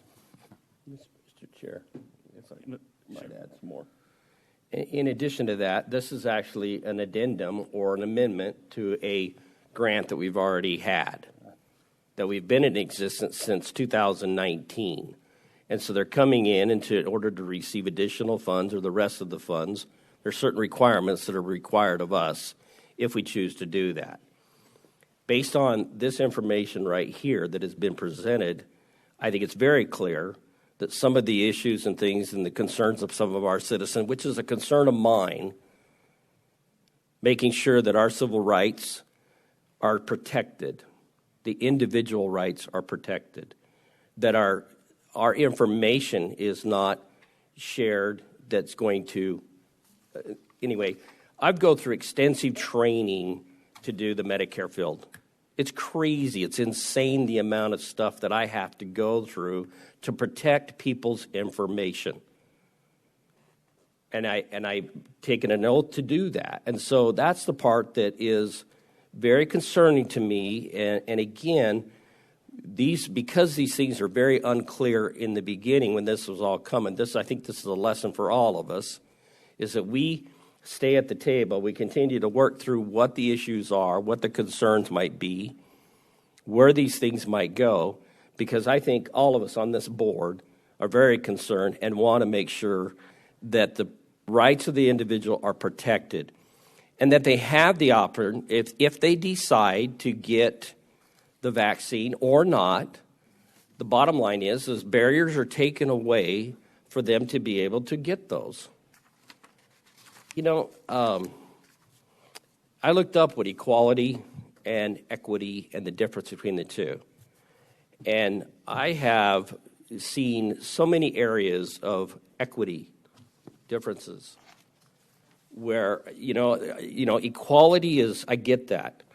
But the equity, I've got family members that have a son that's autistic. Okay? But there's so many little resources out there available to be able to get him some of the help that he needs, especially his parents. And so there's some things that barriers need to be removed and barriers need to be helped in that particular situation. Does that have what to do with here? I believe it does, because we're talking about moving the barriers for people that would like to have the vaccine or that they're just out somewhere. It's hard for me to believe that somebody is out there that doesn't know about the vaccines or where they can go to get them, but it could be there. It probably is there. And so I see the need to be able to have that available. So that's where I stand. This item number 2 is simply for discussion. Any other questions or comments? Chair, if I could provide one last final piece of information in response to your comment. Please do. I think the board needs to be aware. We were fortunate enough, county management worked with Miss Angie Woods to figure out how much of our revenue is actually derived from grants. I do have those numbers.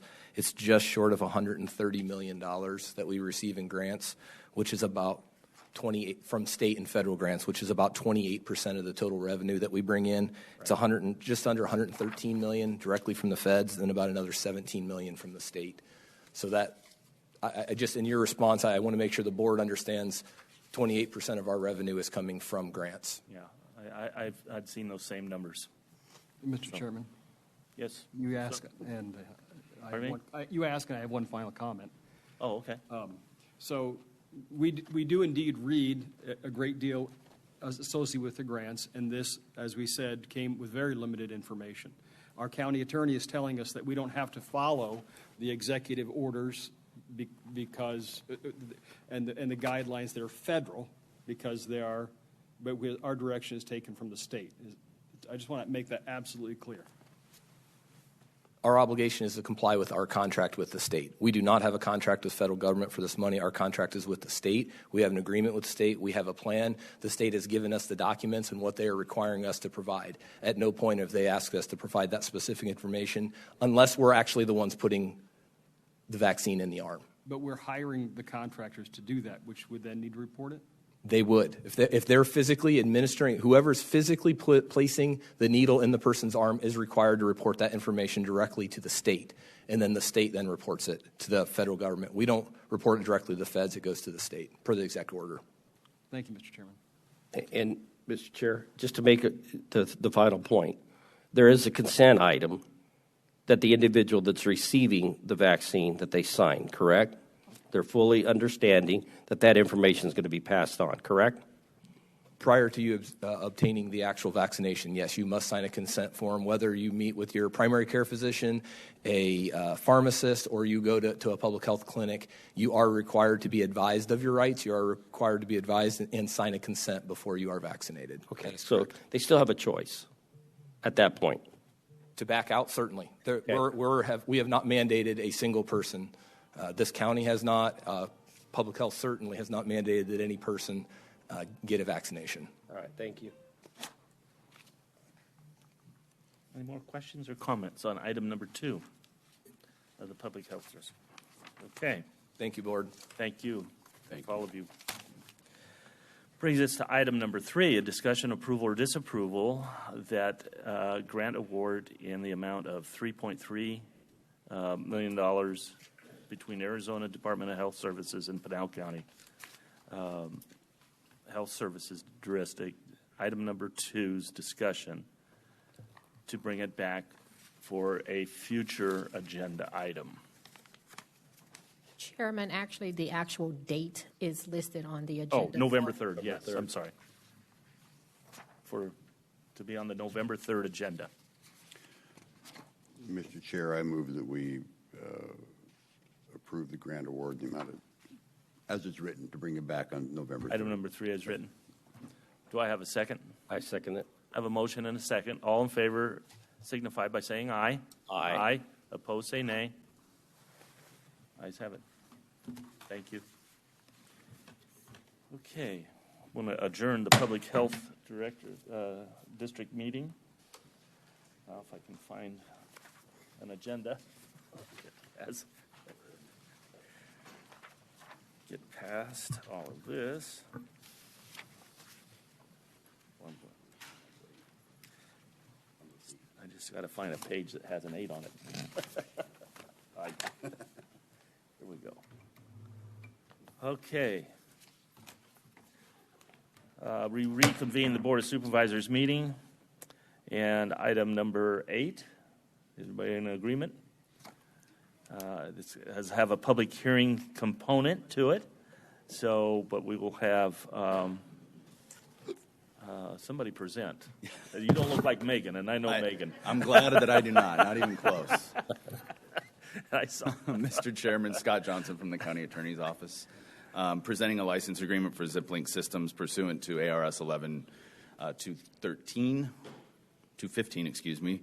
The Board of Supervisors has the authority to regulate the right-of-way. This is a right-of-way agreement to allow ZipLink Systems to operate and put fiber optic cable in the right-of-way. And I believe the applicant, CEO David Bush, is here to answer questions if the board has any. Any questions? Board's pleasure. Oh, I have to open up the public hearing. Let me seeing no questions. I'll open up the public hearing. Anybody want to speak on this? I guess not. I close the public hearing. Okay. Board's pleasure. Mr. Chair, I'd like to make a motion that we approve item number 8 as presented. I have a motion. Do I have a second? Second. I have a motion and a second. All in favor signify by saying aye. Aye. Aye. Opposed, say nay. Ayes have it. Thank you. Item number 9, discussion approval, disapproval of an increase job order contracts, JOC. Who's presenting Good morning, here? Mr. Chairman, fellow supervisors. There you are. I snuck up here. My name's Randy Stinson, and I'm here to introduce item number 9, discussion approval, disapproval of the increase to job order contract, JOC limit, per our procurement code PC1-504G2 from $1 million to $2 million. In your packets, you were provided 2 memos from Public Works and our Grants Department. If you have any questions, we do have a representative from Public Works, Joe Ortiz, who will be willing to answer any questions. Any questions? I'm good. Okay, board's pleasure. Mr. Chair, I make a motion that we approve item number 9 as presented. I have a motion. Do I have a second? Second. I have a motion and a second. All in favor signify by saying aye. Aye. Aye. Opposed, say nay. Ayes have it. Thank you. Item number 10, discussion approval, disapproval of the pay structure and salary assigned to the Pinal County Sheriff's Office. Got a whole army of people here.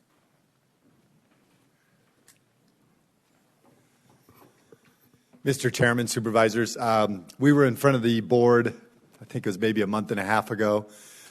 We had a proposed increase in the STEP program that we had implemented a few years ago after a market study that was done by the county.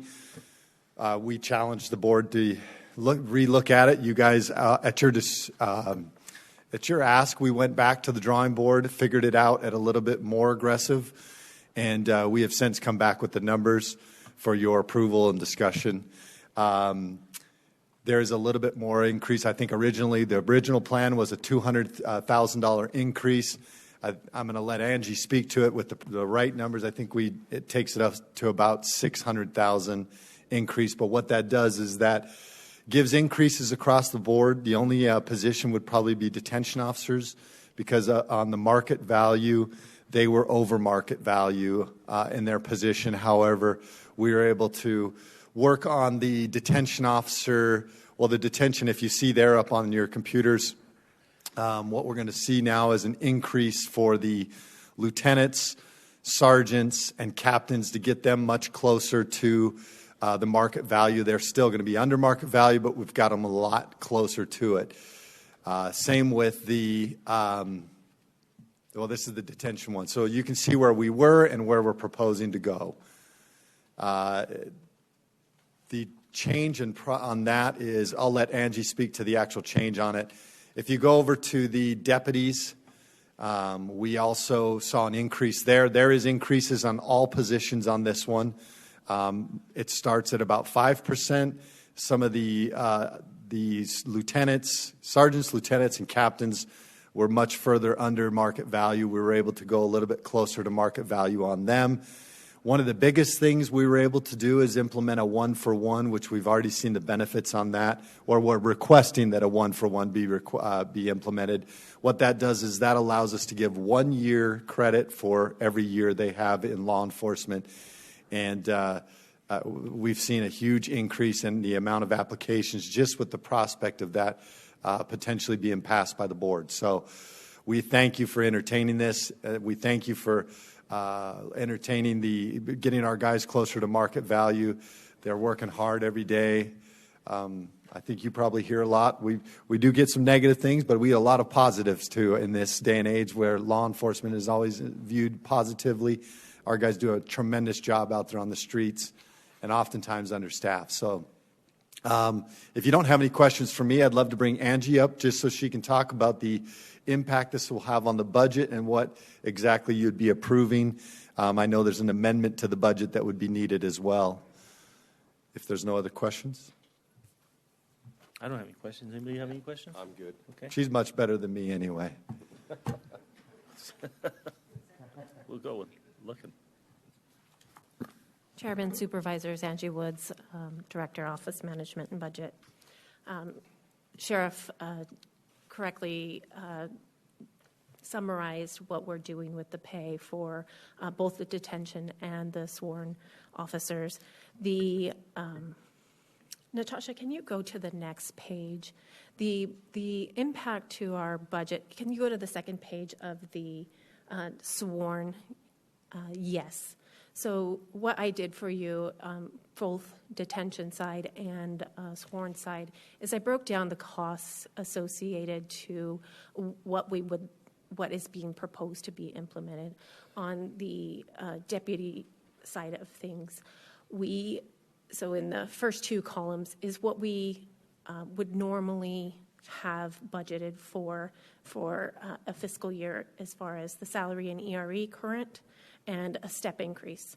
The column over there is the one that says salary and ERE step increase plus the proposed original. That is what was included in this fiscal year budget. So we included an additional $717,953 to take it to the proposed mark. Since the August 18th, the sheriff had a secondary proposal to take our deputies closer to our market comparators. So there's two different things that I wanted to explain to you. One is just doing that, taking them to the market comparators. The second column, the last column there is also taking into account the prior years of service outside of Pinal County for those deputies, so taking them that additional all of the years of service into account. So the impact, the budgetary impact, if we only take our deputies to the market comparators without adjusting their years of service, we would need to have you approve a budget amendment in the amount of $405,853. If we wanted to go ahead and give them 100% credit of prior year service, the amendment would be $684,353. Now, if I was you, I would be asking me, can we afford this? What does the effect have on our financial situation? So I've kind of done some high-level overview for you. Finance at this point in time is just now finishing recording of our prior year's entries. My office has not yet had the we have not had the ability to do a complete analysis. So what I'm about to tell you is very generalized. Our initial review shows that our ending fund balance in our general fund is about 3 to 4% higher than what we had anticipated during our budget development. During our budget development, we had anticipated a reserve of about 25% at the end of the fiscal year. So I'm estimating our fund balance from the end of our fiscal year, so June 30th, about 28 to 29% instead of the 25%. Second to that, I wanted to touch on the revenue state of our county at this point in time for the current fiscal year. Revenues are trending, our excise tax revenues specifically are trending significantly higher than what we budgeted. We budgeted about a 3% increase in all of our excise tax. We've only had 2 months of collections for this fiscal year, but those 2 months of collections are actually an increase of 10%. So that's to say, you know, if we make this approval to do this, I don't think it will be a detriment to our county financial stability reserve. Like I said, we're operating much. Our financial stability reserve is much greater than what we had anticipated at this time. Any questions? Any questions? You know, I'll just I make a general comment. I can tell you that I work with another agency, and correcting these wage ranges for every position all around is being challenged. This organization normally has like 2 or 3 vacancies. They have 14. They've lost it to the private sector. So it's we're definitely in a correction mode going forward here for a while. So understandable. Mr. Chairman, Supervisors, I want to thank Angie, first of all, and Mary Ellen for their work and their departments. They put in a lot of work getting these numbers in a very short amount of time when we asked them to go back to the drawing board, so we want to thank them for that. I just want to reiterate, the years for service has such a huge impact, not only on our agency, but on our county. The amount of money we save for not having to send these guys through the training that they come with. And frankly, with the vaccine mandates in a lot of departments, it has pushed a lot of guys that we normally would not have gotten into our agency, and we're going to continue to see that. And so the value that we get from those years of service far exceeds the cost that you see up there. So I just wanted to give that plug. And if I could get laterals all day long, I think our county is better off. Our agency certainly is better off. And so we just appreciate you guys being willing to come back to the board with this, seeing it a little bit more aggressively. And once again, thanking Angie and her crew and Mary Ellen for the work they've done. Thank you. Any other questions or comments at this point? I'm good. Hearing and seeing none, board's pleasure. Mr. Chair, I'd like to make a motion that we approve item number 10 as presented. I have a motion. Do I have a second? Chairman, just so that we can clarify, so the detention officers, there is only one option that the board has, and so we will be approving that option. However, the sworn officers, there are 3 options that is listed on the screen before you. So if we can state which option, it sounds like the sheriff is going towards that last column option, and if that is the board desire, if we can include that into our motion. Okay. Mr. Chairman, Supervisors, But if I could. It's still just one motion. Still just one motion. Just clarification on the sworn. Correct. Okay, thank you. And just so that I'm clear, Sheriff, Mark, the one that you're requesting is the third column. Far right. Mr. Chairman, Supervisor Goodman, that's correct. Okay. All right, with that being said, are we ready? Let's go for it. Okay, Mr. Chair. I'd like to make a motion that we approve item number 10 as presented with the third option that the sheriff is requesting, For sworn officers. which The is sworn- the on the fiscal sworn. year 22 salary and ER plus step increase plus market comparators with adjacent years of service, a total of Go ahead. Sworn officers, just make sure you. sworn officers. There we go. Okay? We good there? Can you make a motion out of that? Yes. When you write it up. Yes, Chairman. Do I have a second for that? Second. I have a second. I have a motion and a second. All in favor signify by saying aye. Go ahead. I'm sorry, Chairman. That second, I do not know who made that second. I believe it was Okay. Kavanaugh. Okay, thank you. Am I correct? Second. Okay. You good? All in favor signify by saying aye. Aye. Opposed, say nay. Thank you. Thank you, Sheriff. Mr. Chairman, Supervisors, on behalf of PCSO and the employees, we say thank you. Okay. Discussion of members' requests for future. Oh, because we're going to be in some exec session stuff here. Do any of the board members have future agenda items they'd like to see?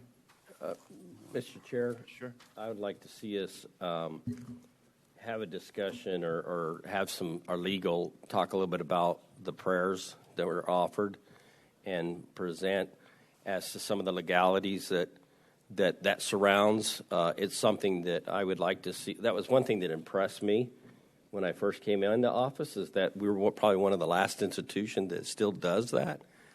And so, anyway, I would just like to have a discussion and then maybe even the possibility of setting some policies for that moving forward. Are you asking? I think we already have a future agenda item. Oh, we do?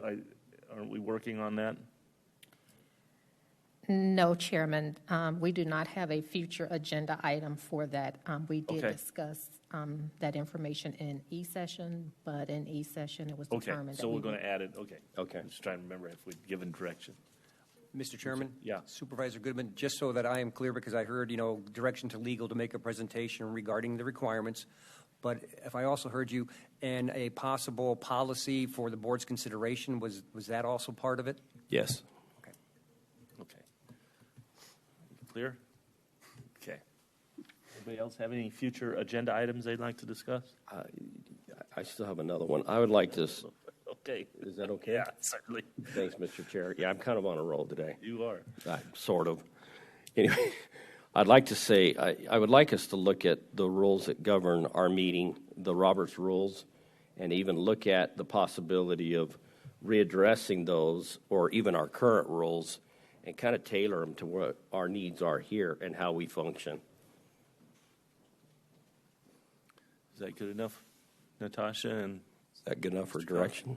Mr. Chairman, Supervisor Goodman, just so I'm clear again, are you looking for a presentation or an action or just discussion about the rules and other options? I would like to look at other options, and Mr. Chair, sure, and maybe even the possibility to make some action if we choose to do so. So you want to do a discussion and then see where we go from there and put an agenda item. Right, and if we decide we need to move it down because we need to reevaluate, anyway, that's what I'd like to see us do. And I was just trying to be clear whether you wanted this, Supervisor Goodman, wanted this for a work session only or a work session or an action item at a regular session. I think I'm open to that. I mean, even if we did a work session first and then we did it on another agenda, that would work. Sounds like he wants a work session, and then we'll go from there if we have a agenda item in the future from that. What the chairman said. That's how I'm interpreting you. Were you trying to get my attention, Kavanaugh? No. Oh, okay. Not this time. Okay. Let her go. Okay. You're rocking them back and forth there. I didn't know. Amen. Actually, Mr. Chairman. Okay. So before Mr. Goodman spoke, I was going to ask for an agenda item to apply Robert's rules to all the meetings. I think there's lack of clarity there, but I think we can roll it all into one. Okay. That's great. I think everybody's good. Okay, so we never did recess or get out of exec session, so we just reconvene our executive session. Thank you. Say nay. Ayes have it. This meeting's adjourned.